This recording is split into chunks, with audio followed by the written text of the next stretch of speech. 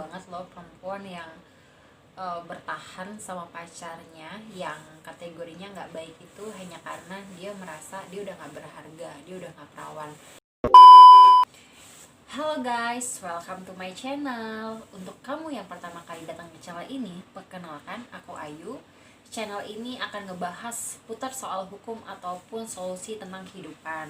Nah, tapi kali ini aku tidak akan menganalisa hukum soal berita-berita atau update terkini, karena bacaan berita kali ini tuh lebih banyak gosip selebriti dan aku jujur aja kurang terlalu suka.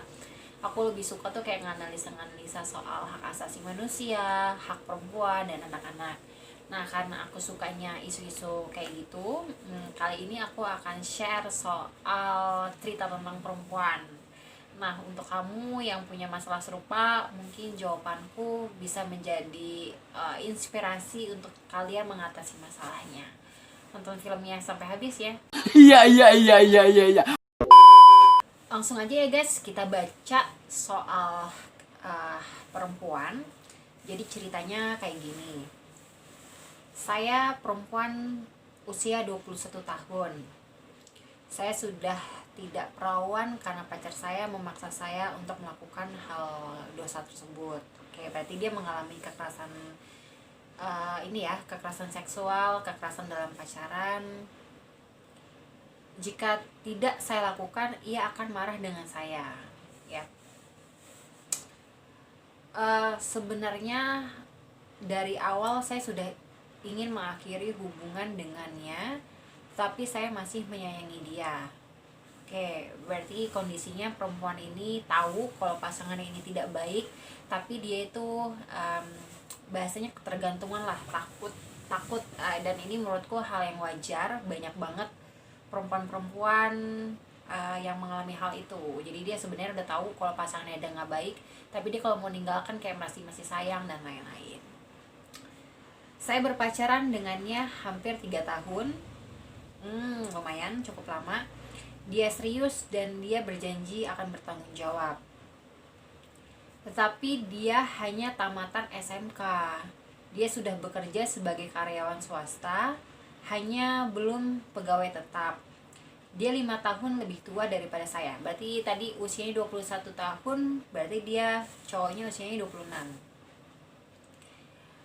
Orang tua dan kakak saya kurang menyukai hubungan kami. Oke.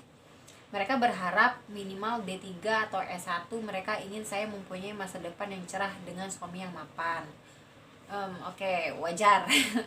Kalau orang tua kadang-kadang gitu guys. Jadi kayak kalau seandainya anaknya misalkan ke S1, pasti rata-rata orang tua bilang ya minimal lu sama yang S1 lah gitu loh, jangan di bawah lo gitu. Banyak sih orang tua kayak gitu. Oke, ini masalahnya nih guys. Suatu saat kakak saya ingin mengenalkan saya dengan seorang laki-laki. Beliau adalah seorang PNS, berpendidikan tinggi dan cukup kaya. Saya mengiyakan niat baiknya. Oke, di satu sisi saya tertarik dengan pria PNS tersebut, tetapi saya khawatir bagaimana bila saya mau menikah dengan dia sementara saya sudah tidak perawan. Saya harus bagaimana? Oke, dia nanya dia harus bagaimana. Ini jawabanku ya. Terima syukur enggak ya sudah gitu.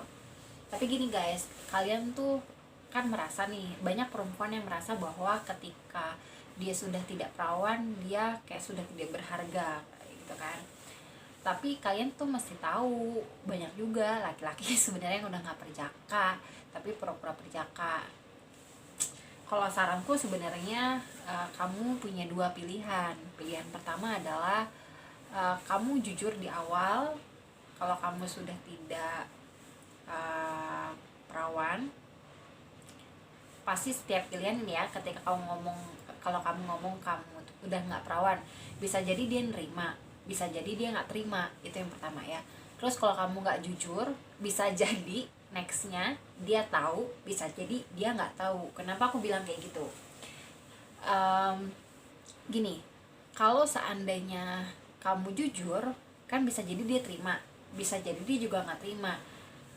Kalau dia terima, berarti kan udahlah, selesai lah tuh masalah gitu kan. Tapi kalau seandainya dia nggak terima, bisa jadi ya hubungan kalian selesai gitu loh. Ya udah, berarti nggak lanjut. Next ya lo mesti cari cowok lain yang bisa nerima lo gitu kan. Nah, terus yang tadi pilihan kedua adalah bisa apakah lo jujur atau enggak gitu. Lo bisa jadi aja nggak jujur gitu loh. Masalahnya kenapa gue bilang kayak gitu, ya gue belum nikah nih, tapi banyak banget teman-teman yang udah nikah. Terus gue nanya, kalau lu nikah lu berdarah gak sih gitu kan. Terus temen gue, enggak gitu loh. Enggak, lu udah nggak perawan. Dulu kan orang selalu berpikir kalau perawan itu kan berdarah dan tidak berdarah gitu kan. Nyatanya enggak guys, karena selaput perempuan itu kan macam-macam. Ada yang tipis, ada yang tebel, ada bahkan yang sejak lahir si perempuan itu tidak punya selaput darah gitu loh. Kalau yang tipis bisa jadi lo sebenarnya, bisa jadi ya teman gue itu bisa jadi, gue nggak tahu gitu kan. Bisa jadi tuh keperawannya tuh udah hilang ketika lo berolahraga, lo jatuh atau apa, dan lo tuh nggak ngeh gitu. Jadi sebenarnya ukuran perawan dan tidak perawan itu sebenarnya bukan dari lo pas lagi ML lo berdarah atau enggak gitu loh. Karena kan sebenarnya keperawanan itu kan ya lo pernah ML atau enggak. Tuh banyak kok cerita-cerita yang kayak udah nikah sekian lama, sudah melahirkan, tapi kok masih perawan. Karena sebenarnya kata perawan itu kayak cuman perawan itu sebenarnya lo pernah ML atau enggak, tapi masalah selaput darah lo robek atau enggak itu sebenarnya balik lagi ke diri perempuan masing-masing. Karena ada juga perempuan yang selaput darahnya tipis, ada yang tebel, atau bahkan yang dari lahir sudah tidak perawan. Nah, tapi setahu gue, bisa jadi gue salah ya, apa ya, kalau lu nggak mau cerita lu perawan atau enggak, ya itu hak lo sebenarnya. Dan gue zaman gue kuliah itu pernah tuh ada pertanyaan seperti itu tuh, di perkuliahan gue kan inilah ya, walaupun gue cantik kayak bule-bule gini kan, gue kuliahnya di Universitas Islam Negeri. Jadi pernah ada pertanyaan, Prof, kalau seandainya istri saya sudah nggak perawan, boleh nggak saya ceraikan? Jadi tuh dalam kelas juga ada diskusi seperti itu.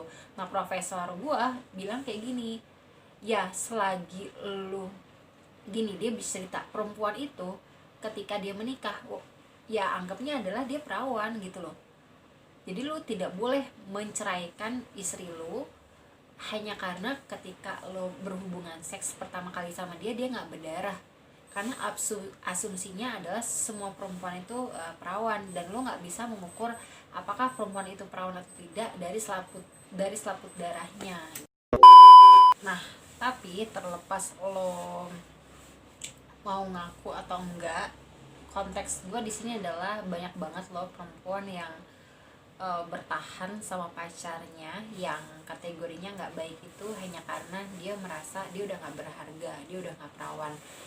Percaya deh guys, di dunia yang luas ini banyak banget kok laki-laki baik yang ngelihat perempuan gak hanya dari lo perawan atau enggak gitu loh. Jadi daripada lo toxic, diri lo tuh berharga gitu kan, tapi lo jadi nggak berharga gara-gara ada laki-laki yang otaknya kayak sampah gitu kan. Ya lu berhak untuk bahagia guys gitu loh, sis gitu kan. Jadi please lu jangan bodoh untuk menyia-nyiakan hidup lo hanya karena laki-laki yang seperti itu. Lu juga mikirin lu ke depannya seperti apa. Kalau dia pacaran aja udah minta ML gitu kan, apakah ada jaminan nggak kalau cowok lo itu adalah jodoh lu gitu kan? Apakah dia akan menikah sama lo gitu kan? Nah, lo juga mikir lah, yang nikah aja bisa cerai kapanpun itu, dengan alasan apapun itu. Dan gimana kalau lo cuman pacaran dan lo melakukan itu? Sebenarnya sih gue tidak menjudge kalau ada orang yang melakukan free sex. Tapi memang ketika lo free sex, lo mau berhubungan badan sama seseorang, ya lo harus konsensus dan lo harus yakin benar lo tahu dampaknya seperti apa. Karena kalau lo sudah berani melakukan dengan secara sukarela, maka lo harus juga berani menanggung jawab apapun dampaknya. Kecuali yang kasus tadi ini kan dia kan dipaksa sama pacarnya. Dan lu juga nih, bagi perempuan-perempuan yang kalau lu punya cowok yang maksa lah pengen gitu kan, pengen enak-enaknya doang, yang mana lu nggak mau, jadi tinggalin aja coy, itu sampah lah, lu cari aja cowok lain lah gitu loh. ya lu boleh melakukan itu kalau lu memang menurut gue lu sudah dewasa, dan lu bener-bener mau melakukan itu, dan lu tahu bagaimana konsekuensinya. Karena yang namanya lu enak-enak, pasti ada konsekuensinya kan, entah itu lu bisa hamil, bisa tertular penyakit hubungan penyakit seksual kalau pasangan lu nggak bersih gitu loh.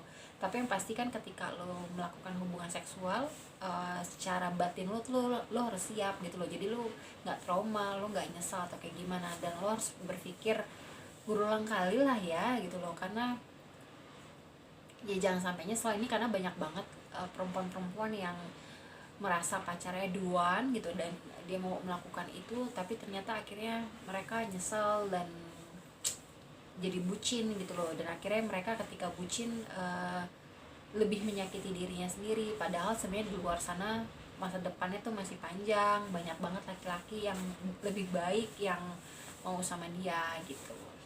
Oke, gitu aja video dariku, semoga video ini bermanfaat ya. Kalau lo suka sama video ini, lo boleh like, lo boleh share. Kalau nggak suka ya lo dislike aja, nggak masalah. Dadah.